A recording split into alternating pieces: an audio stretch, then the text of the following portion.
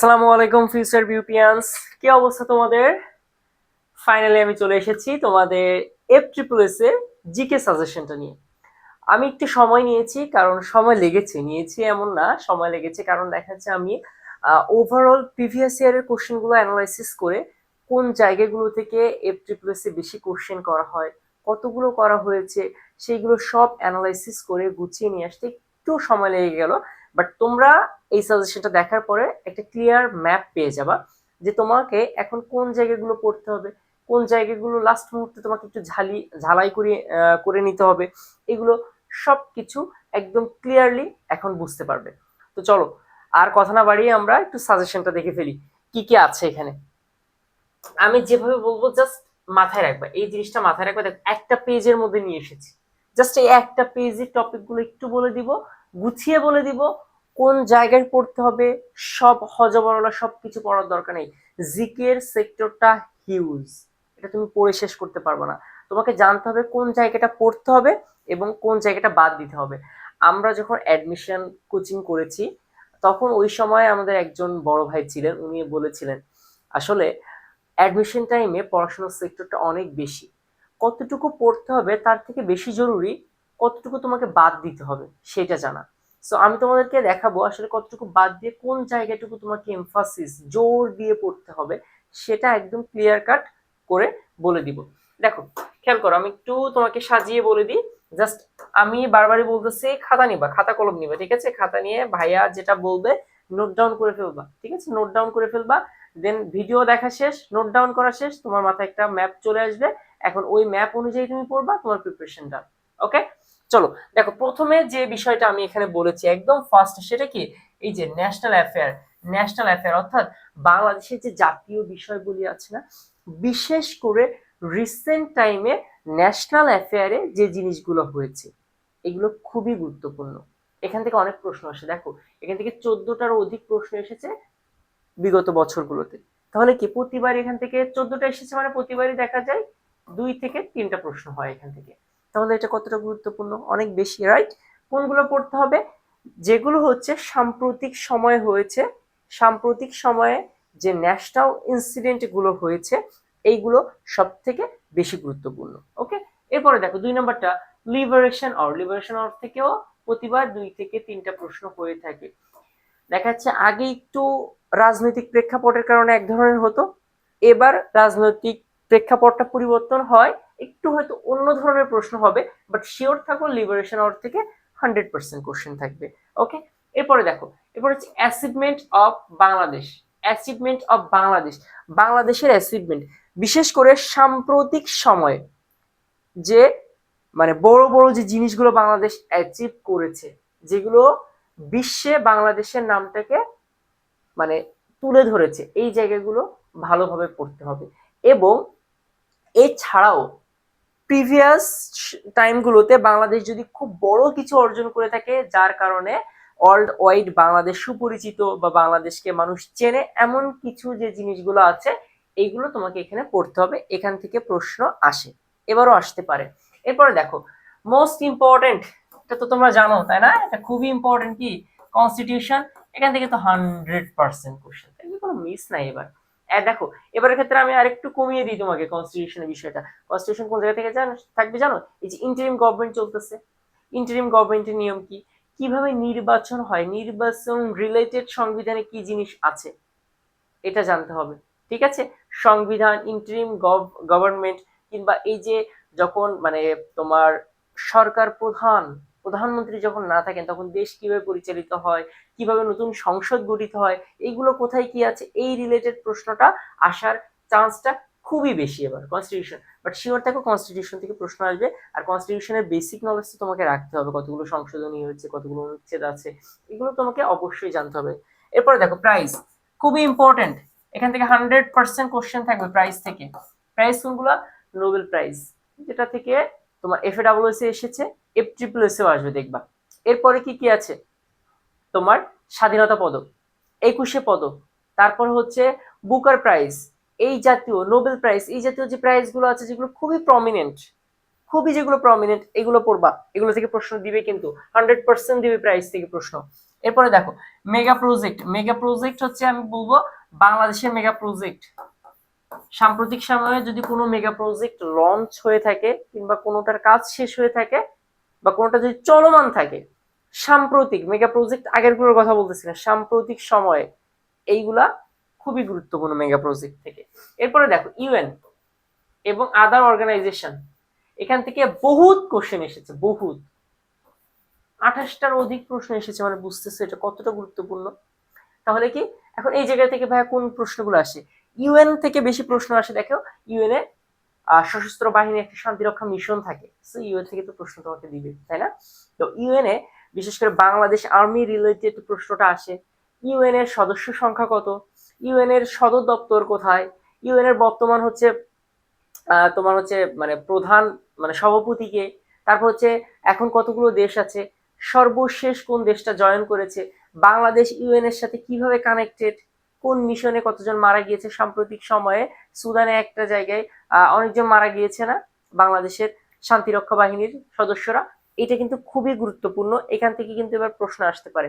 এখন ভাইয়া আপনি বারবার ইন্টারন্যাশনালের কথা এখানে কেন বলতেছেন? মনে রাখবা F-SSS যে ফ্যাকাল্টিটা, এখানে কোন কোন সাবজেক্ট আছে? ল আছে, যেখানে আইন কানুন নিয়ে কথাবার্তা বলা হয়। ইন্টারন্যাশনাল রিলেশন, যেটা বৈশ্বিক বিষয় নিয়ে কথা হয়। এরপরে কি আছে? পিসিএইচআর, যেটাকে আমরা বলি piece, conflict and human rights, এটাও কি বৈশ্বিক বিষয় নিয়ে আলোচনা করা হয়। এরপরে কি আছে? লাস্ট হচ্ছে MCG, mass communication and journalism, এটা নিয়ে তার বলার দরকার নেই, এটা তোমরা সবাই জানো। তো দেখো এই যে জিনিসগুলা, এইগুলো দেখো বৈশ্বিক ওভারঅল দেশের সাম্প্রতিক সময়ের জিনিস এবং বৈশ্বিক ওভারঅল এন্টায়ার ওয়ার্ল্ডের জিনিসপাতি নিয়ে এখানে আলোচনা করা হয়। সো এইখানে তোমার ওভারঅল সবকিছু জানতে হবে, দেশের বিষয় প্লাস দেশের বাইরের বিষয়, কোন কোন কোন কোন জায়গায় কি চলতেছে না চলতেছে, খুঁটিনাটি গুলো জানতে হবে। এখানে এই জায়গাগুলো থেকে প্রশ্ন বেশি হয়ে থাকে। ওকে, দেখো ক্লিয়ার করে বলে দিলাম যে কোন ডিপার্টমেন্ট বেস করে আসলে প্রশ্ন হয়, কিন্তু এটা মাথায় রাখবা, ঠিক আছে? এটা মাথায় রাখবা। এরপরে দেখো স্পোর্টস। স্পোর্টস থেকে এবার 100% প্রশ্ন হবে, কোনো মিস নেই। ওকে, সরি সরি সরি সরি, এখানে একটু বাকি আছে। দেখো ইউএন তো আমি বলে দিলাম, তাই না? এরপরে দেখো আদার অর্গানাইজেশন। অর্গানাইজেশনের তো শেষ নাই, অর্গানাইজেশন বহুত অর্গানাইজেশন, কোনগুলো পড়বো? যেগুলোর সাথে বাংলাদেশ রিলেটেড, যেগুলো খুব বড় বড় অর্গানাইজেশন, সাউথ এশিয়ান কান্ট্রিগুলো যেটার সাথে রিলেটেড, এগুলো ভালোভাবে পড়বা। বাংলাদেশ যেগুলোর সাথে কানেক্টেড, এগুলো ভালোভাবে পড়বা। সাম্প্রতিক সময়ে কোনো সংস্থা যদি বাংলাদেশকে সাহায্য করে থাকে, বাংলাদেশকে একটু বেশি গুরুত্ব দিয়ে থাকে, বাংলাদেশকে নিয়ে কিছু বলে থাকে, ওই সংস্থা কিন্তু খুবই গুরুত্বপূর্ণ।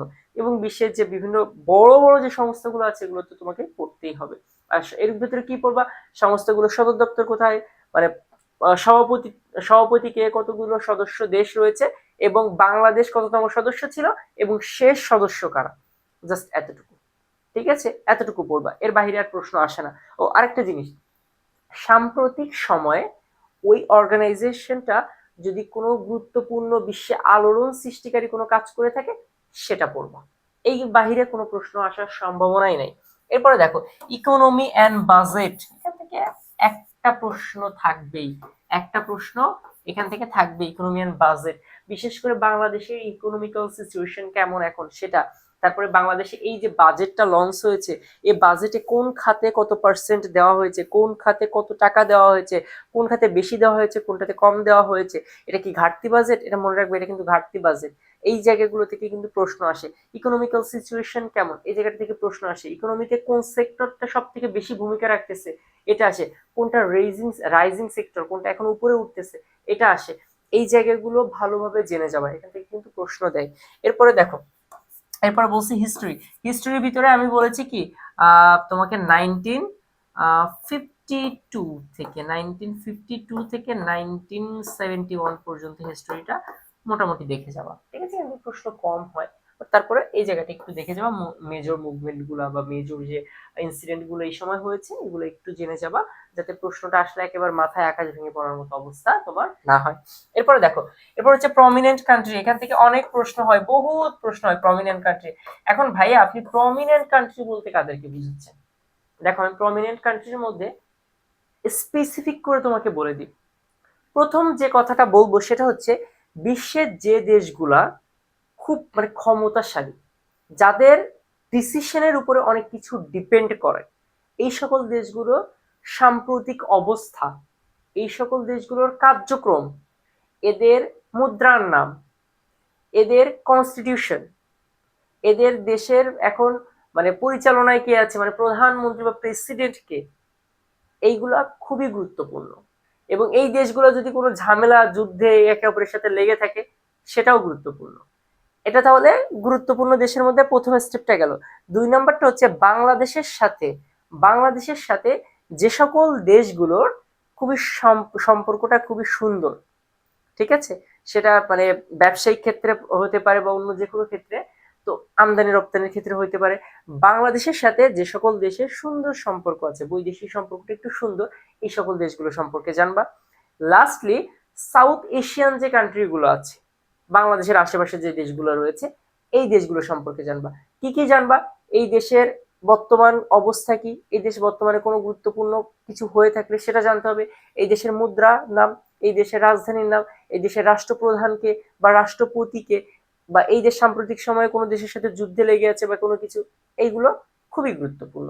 এবং বিশ্বের যে দেশগুলো যুদ্ধে এখন মানে জড়িয়ে আছে, যেমন ইউক্রেন, রাশিয়া, ইসরায়েল, তারপরে প্যালেস্টাইন, এই দেশগুলোর একটু ভালোভাবে জানার ট্রাই করবা, সাম্প্রতিক অবস্থাটা কেমন এটা জানার ট্রাই করবে, এখান থেকে কিন্তু প্রশ্ন আসে। এরপরে দেখো অ্যাবাউট বাংলাদেশ, বাংলাদেশ সম্পর্কে অনেক প্রশ্ন আসে, আমি এখানেও তোমাকে স্পেসিফিক করে বলে দিব। দেখো বাংলাদেশ সম্পর্কে কেমন প্রশ্ন আসে। সাম্প্রতিক সময়ে বাংলাদেশ কিছু অর্জন করে থাকলে, সেটা তো আগেই বলেছি অ্যাচিভমেন্টের ভিতরে, বাংলাদেশের প্রমিনেন্ট স্থানগুলো আসতে পারে, কোনটা কোন কারণে বিখ্যাত। তারপর হচ্ছে জিআই পণ্য আসতে পারে বাংলাদেশের। তারপরে হচ্ছে বাংলাদেশ কোন সেক্টরে এখন খুব ভালো করতেছে, এটা আসতে পারে।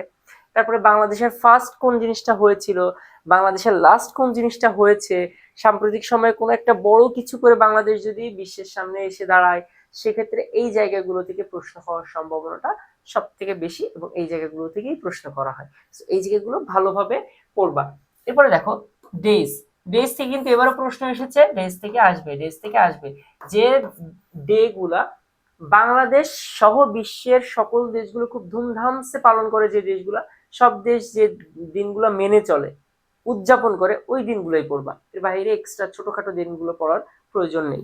এরপরে দেখো, এরপর বলছে ফেমাস বুক, ফিল্ম, আর্ট, এখান থেকেও মাঝে মাঝে দেখা যাচ্ছে প্রশ্ন চলে আসে। ফেমাস বুক, বাংলাদেশের মুক্তিযুদ্ধ বিষয়ক যদি কোনো চলচ্চিত্র থাকে সেটা একটু দেখলা, বা কোনো চলচ্চিত্রের জন্য আসলে সাম্প্রতিক সময়ে যদি কোনো অস্কার পেয়ে থাকে সেটা দেখবা, কোন বইটা খুবই প্রমিনেন্ট, কে লিখেছেন এটা একটু দেখবা। তারপর হচ্ছে আর্ট, যেমন মোনালিসা কে এঁকেছেন, এমন টাইপের যে প্রশ্নগুলো আসে এগুলো দেখবা। তো দেখো এইগুলো একটু মানে বেশি গুরুত্বপূর্ণ টপিক ছিল, এগুলো আমাদের ডান। এবং রেড কালার দিয়ে একটা টপিক লেখা আছে, ওটার কাছে যাব লাস্টে। দেখো এরপরে কি বলছে, রিভার, স্টেট মানে হচ্ছে কি প্রণালী, ডেজার্ট, আইল্যান্ড, এগুলো হচ্ছে বিশ্বের যেগুলো খুবই গুরুত্বপূর্ণ, এগুলো সম্পর্কে জানবা। বিশেষ করে প্রণালীটা ভালোভাবে জানবে, এবং রিভার হচ্ছে বিশ্বের কোন নদীটা বড় কোনটা ছোট এইটা, এবং বাংলাদেশের নদ নদী সম্পর্কে ভালোভাবে ধারণা রেখে যাবে, এখান থেকে প্রশ্ন হয় বাংলাদেশের নদ নদী থেকে।